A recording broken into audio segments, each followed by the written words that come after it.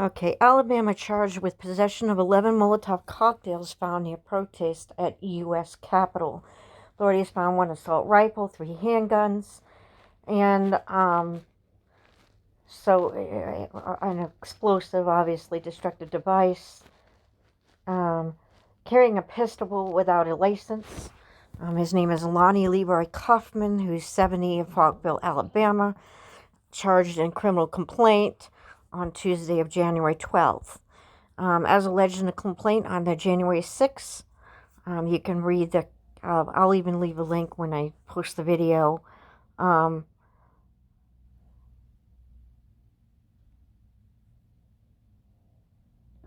all right, so the guy had a firearm in the passenger seat of a red pickup truck with Alabama tags. Law enforcement data checked the vehicle registration. So, yeah, he had a gun in your pickup truck, so that's at a protest. Now, if he had it lawfully registered, why there's something more going on. But so they found four M4 carbine assault rifle magazines with ammunition, and for the construction of 11 Molotov cocktails and mason jars filled with ignitable substances, rags, and lighters. What I wanted to look at is who is this guy, and does this check out? He was also later stopped when he attempted to return his vehicle. Why would he return his vehicle? So this says that this vehicle may not have been his. See, these are the little things that sometimes when you read through, you make, wait a minute, something's off here. I mean, was this staged? It could have been. It may not have been. All right. And he found to have a person, a 9mm Smith & Wesson handgun, 22 caliber Derringer, keys that matched the truck, melted styrofoam and gasoline,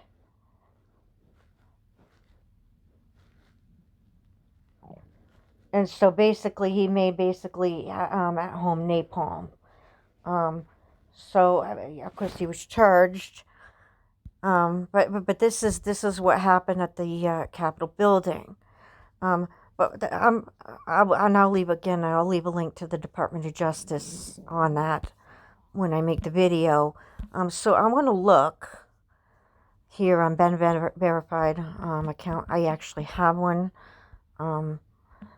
I look into a lot of different things, and I have previously I've known private investigators.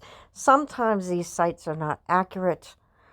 I do want to let you know that they can make mistakes in their files. I've caught them before. And we have 2 Lonnie Coffmans. We have a Lonnie S. Coffman, but he also does go by Lonnie Coffman. So it looks like this guy could be the right guy. As we see, but we do have another Lonnie Coffman. And I want to note this because this Coffman, if he were alive today, he would be 124 years old. He's obviously deceased. And he does show up with, nothing of any record because, of course, he's a dead guy. I'm surprised even Ben Verified even bothered to put him in their database. But this could be important because you do have people that run identity theft rings. What if this Deadman's identity was stolen, let's say, and we're not dealing with the real Lonnie Coffman? And, of course, we have Lonnie Coffman, who lives in Ever, Alabama, which is probably not far from Faulkville. That's probably his official address. I'm not going to look into his relatives or anybody he knows. I don't want to pry or, because if he does have family, it doesn't mean his family are necessarily involved in it and what he did. And they could be easily embarrassed. He does have social media websites, which is kind of interesting. So usually I wanted to look at his assets because it'll show vehicle registrations. What's very interesting is all of a sudden he has a residence at 716 Bloomfieldville of Bloomingfield Lane in Las Vegas, Nevada. Yet you have a DOJ report that says that he lives in Alabama. I mean, he could have a secondary property. Maybe he's got 2 states he lives in. So, as you can see, he owns quite a few vehicles. He owns a Toyota Camry. They even give you the VIN. And it's registered to Lonnie Coffman at the Las Vegas, Nevada address, not in Faulkville, Alabama, as the DOJ report claims. We next have across the town and country. It doesn't show you an example picture, but again, it does give you the VIN. And this is on a Lonnie A. Coffman, which is kind of interesting, at the same address. So you get a variant in the middle name here. Maybe it's a mistake. But he must make a pretty reasonable income to, own 3 vehicles. And again, it's in Las Vegas, Nevada, that its address is registered to. So how could they have Alabama tags if he's really living in Alabama? Something's not adding up here. Again, the same guy. GMC Savari. Now, this is supposed to be a van. It could be a truck, an SUV truck, maybe. It might have been red, but in the picture here it shows it as white. I think in the official report it said it was a Sierra.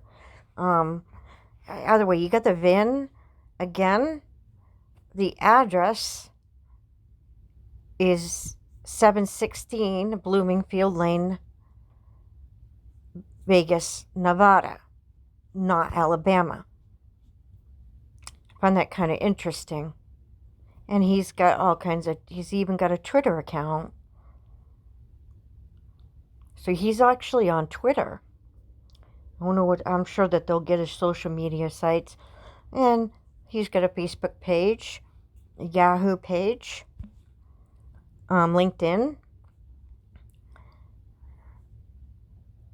Okay, so that tells you where he worked for. And he's got a photo, but nope, no photos. He's never had a criminal record. Like I said, I'm not going to look at his relatives. So that's it. So you either have a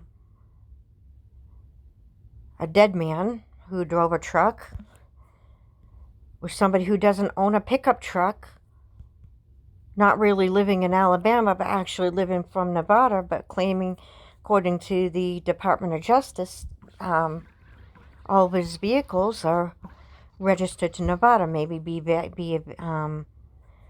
been verified, didn't update it. Maybe he lived in Nevada. Maybe he's got property in 2 states. That's a possibility. But what's interesting is that according to his assets, these vehicles are registered to Nevada, not Alabama.